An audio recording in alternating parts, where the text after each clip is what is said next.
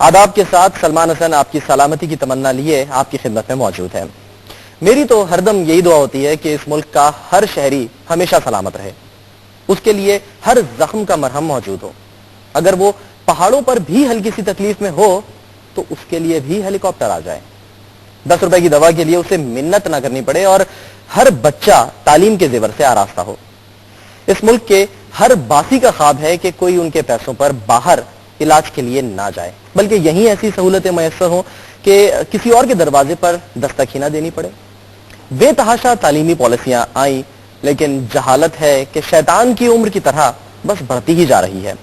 ایک سیاسی دوست نے مجھ سے پوچھا تھا کہ آپ کو جالی پر اعتراض ہے یا ڈگری پر؟ میرا جواب بھی وہی تھا جو آپ سوچ رہے ہیں، لیکن یہ میری نااہلی ہے کہ مجھے تو ویسے ہی بین بجانا نہیں آتا، اور وہ بھی بھینس کے آگے۔ اس رپورٹ کے بعد منزل پر پہنچنے کی کوشش کرتے ہیں۔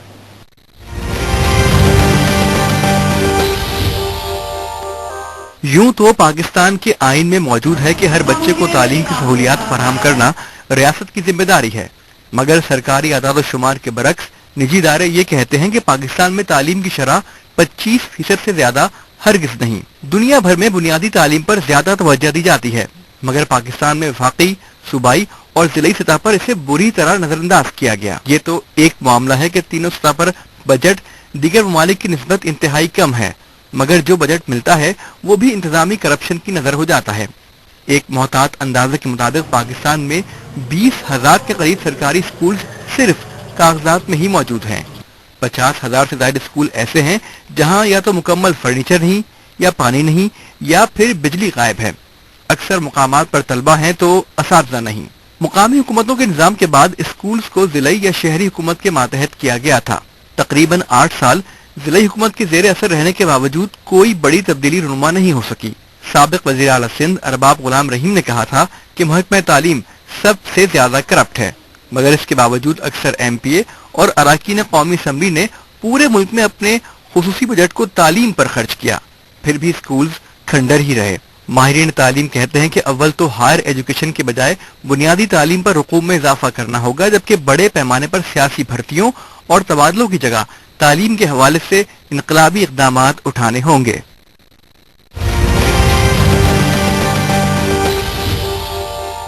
انقلاب ہی تو مسئلہ ہے، جو بیانات سن کر ایسا لگتا ہے کہ بس میں پیچھے مڑ کر دیکھوں گا تو سب تبدیل ہو جائے گا، لیکن جیسے ہی پیچھے مڑ کر دیکھتے ہیں تو پتھر کے بن جاتے ہیں۔ بچپن میں یہ کہانی تو سنی تھی کہ جو پیچھے دیکھے گا وہ پتھر کا ہو جائے گا، لیکن ساتھ یہ بھی دیکھا ہے کہ اگر قطرہ پتھر پر گرتا رہے تو اس میں بھی سوراخ کر دیتا ہے۔ آئے ہم بھی قطرے کی طرح پتھر پر گرتے ہیں، اور اسی لیے میرے ساتھ موجود ہے سابق سٹی ناظم کراچی سید مصطفیٰ کمال۔ بہت شکریہ مصطفیٰ کمال صاحب کا۔ کہتے ہیں کہ تعلیم سے شعور آتا ہے، کیا ہم میں تعلیم حاصل کرنے کا شعور آیا ہے اب تک؟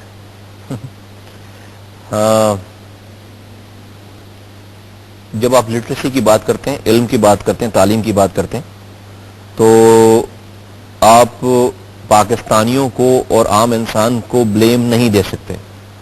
تعلیم دو طرح کی ہوتی ہے، ایک تو وہ تعلیم علم کہ جو انسان پرورش پیدا ہونے کے بعد اپنے گھر اپنے گھرانے میں پرورش پاتا ہے اور نارمز جو ہیں وہ زندگی کے طور طریقے سیکھتا ہے، اچھائی برائی کی جو ہے وہ نالج دی جاتی ہے۔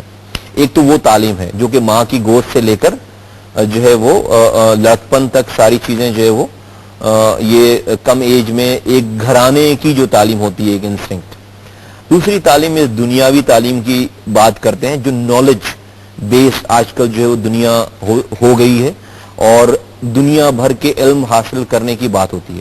جو دوسری تعلیم ہے جو نالج کی تعلیم ہے، وہ ڈیفینیٹلی جو ہے وہ درسگاہوں سے اور انسٹیٹیوشن سے جو ہے ہی حاصل کی جاتی ہیں، اور ان انسٹیٹیوشنز کا ہونا، ان درسگاہوں کا ہونا اور ان کو پرووائڈ کرنا حکومت وقت کی اور اسٹیٹ کی ذمہ داری ہوتی ہے۔ تو شعور کی جب آپ بات کرتے ہیں کہ تعلیمی شعور ہم میں ہے یا نہیں، تو تعلیمی شعور ہم میں اس حد تک تو ایز اے نیشن شاید ہے کہ ہم اپنی ماں کی گود میں اور اس کے بعد جو علم حاصل کرتے ہیں، جو جس کا گھرانہ قبیلہ جو چیزیں ہیں اچھائی برائی ہر طرح کے لوگ جو ہے موجود ہیں وہ دیتے ہیں. لیکن اس کے بعد جب آپ دنیاوی تعلیم کے اوپر جاتے ہیں تو پھر وہاں سے پرابلمز ہماری شروع ہوتی ہیں. اور میں صرف اپنی اس بات کو اس سال آپ کے سوال کے جواب میں لاسٹ کے یہ کومنٹس کے ساتھ میں کلوز کروں گا کہ ہمیں ایز اے قوم ایز اے نیشن ہمیں بائی ڈیزائن ایک پلاننگ سوچے سمجھے منصوبے کے تحت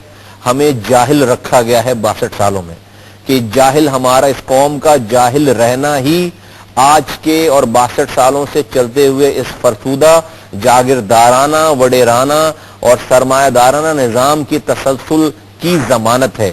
جاگیرداروں کے بچے ان کے بچے پھر ان کے بچے یہ نسل در نسل جو حکمرانی چلتی چلی آ رہی ہے یہ اس بات سے منسوب ہے کہ جب تک قوم جاہل رہے گی جب تک ہم میں سوچنے سمجھنے کی صلاحیت نہیں رہے گی جب تک ہی یہ تسلسل جو چل سکتا ہے. لیکن ایشیائی ترقیاتی بینک نے اپنی ایک رپورٹ میں لکھا ہے کہ لگتا ہے کہ یہاں کے لوگ تعلیم حاصل ہی نہیں کرنا چاہتے.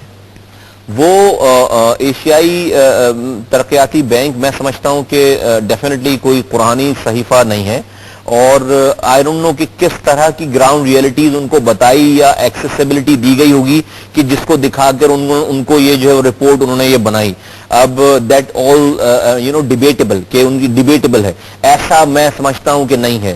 غریب کے بچے کو آج آپ جو اپورچونٹی دو وہ اسکول جاتا ہے. غریب کے بچے کو جو بچہ جا کر کہیں میکینکس بن رہا ہے کہیں پہ جا کر کام کر رہا ہے اگر اس کے والد کو اس کی فیملی کو یہ سیکیورٹی دو کہ نہیں اس بچے کو یہ جو کما کر لے کر آ رہا ہے اس بچے سے جو آپ جو چائلڈ لیبر کروا رہے ہیں یہ جو آپ کو انپٹ دے رہا ہے ساری چیزیں اس کے پاس آپ کو اس کے بدلے جو ہے وہ اتنی چیزیں جو ہے وہ دیتے ہیں اس بچے کو پڑھائیں تو وہ غریب آدمی اپنے بچے کو پڑھاتا ہے اور پڑھا رہا ہے ان نامسائب حالات میں بھی. ڈاکٹر عبد الوہاب صاحب جو کہ محمد علی جناح یونیورسٹی کے وائس چانسلر ہیں وہ کیا کہتے ہیں کہ یہ نظام جو کہ تعلیم کا جو نظام ہے اس میں کیا خرابیاں ہیں اور وجوہات کیا ہیں دیکھتے ہیں ہم. پہلے اعلیٰ تعلیم کا جو اس وقت صورتحال ہے وہ یہ ہے کہ جو بھی چھن چھنا کر یعنی ٹیسٹوں کے ذریعے سے پری انٹری ٹیسٹ کے ذریعے آتے ہیں تو وہ مواد آئے گا تو وہیں سے جب پورا منبع جو ہے وہ خراب ہو رہا ہے تو اس میں سے کوئی اچھے لوگوں کی امید نہیں رکھنی چاہیے.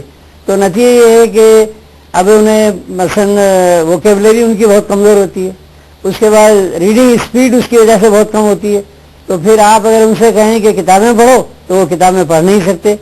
نتیجہ یہ کہ شارٹ کٹس کی تلاش ہوتی ہے اور فوٹو کاپیئر کے یہاں جو نوٹس پرانے رکھے ہوئے ہوتے ہیں جو بعض اساتذہ نے برسوں پہلے دیے تھے پھر وہ ان پر گزارا کرتے ہیں یا نقل کرتے ہیں یا دھوس اور دھاندلی کے ذریعے سے نمبر بڑھانے کی کوشش کرتے ہیں. تو یہ مسائل ہیں.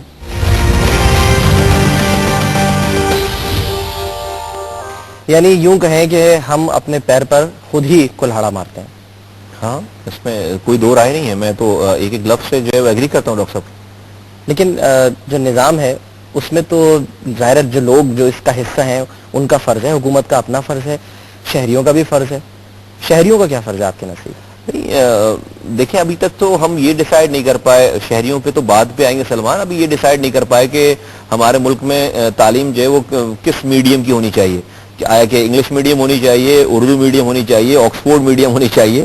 ہمارے ہاں تو جو ہے وہ کیٹیگریز کی جس کی کیٹیگریز بنی ہوئی ہیں مطلب we are a confuse nation.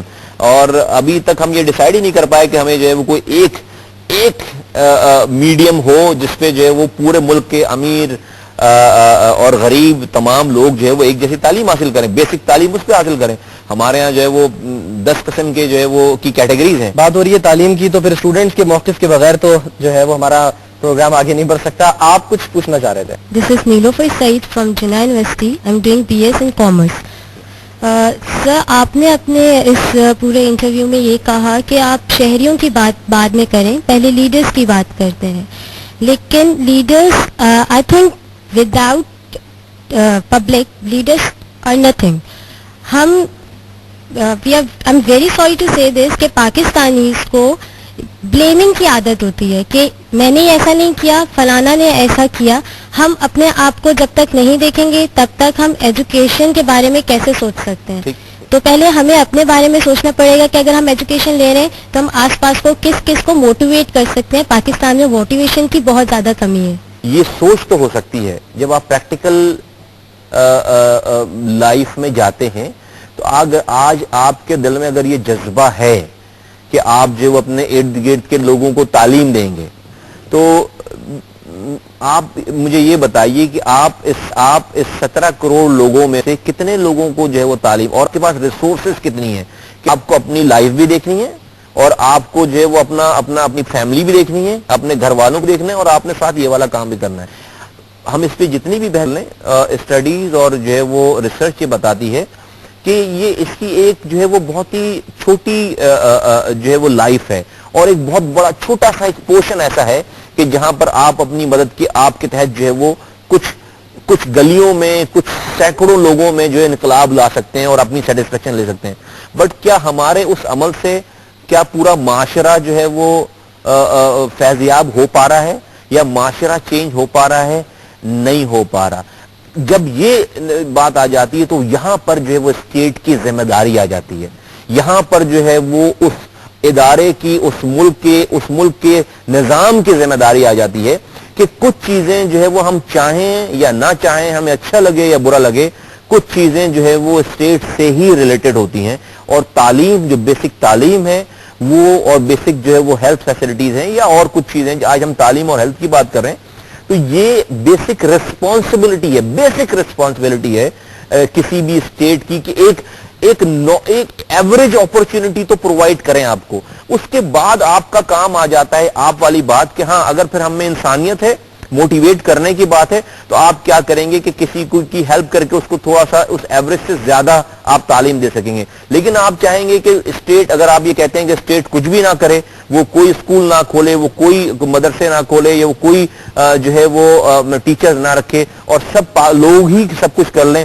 اگر ایسا ہوتا تو پھر فرشتوں کی جنت میں ہم لوگ رہ رہے ہوتے. پھر یقین جانا میں 100% کہہ سکتا ہوں پھر ہمارے ہر حکمراں بھی جو ہے وہ بہت اچھے ہوتے, کوئی پیغمبر تو اب آنا بند ہو گئے تو ان سے نیچے کے کوئی درجہ ورجہ ہوتا, ان کا ولی اللہ وغیرہ ہوتے, پھر وہ اس طرح کی بات ہوتی. اسکیمز تو بہت ساری آئی ہیں سامنے, پڑھا لکھا پنجاب بھی سب نے دیکھا کہ ایک چیز سامنے آئی ہے, لیکن اصل چیز یعنی کہ جو بنیاد ہے, عمارت کوئی بنتی ہے تو اس کی بنیاد کو مضبوط کیا جاتا ہے. پرائمری جو بیسک ایجوکیشن ہے اس کے اوپر کسی کا دھیان نہیں ہے, اس پر جو ہے وہ کچھ نہیں خرچ کیا جاتا. ہائر ایجوکیشن جیسے آپ نے خود کہا کہ اس پر بہت خرچ کیا جاتا ہے, لوگوں کو مخصوص طبقے کو باہر بھی بھیجا جاتا ہے.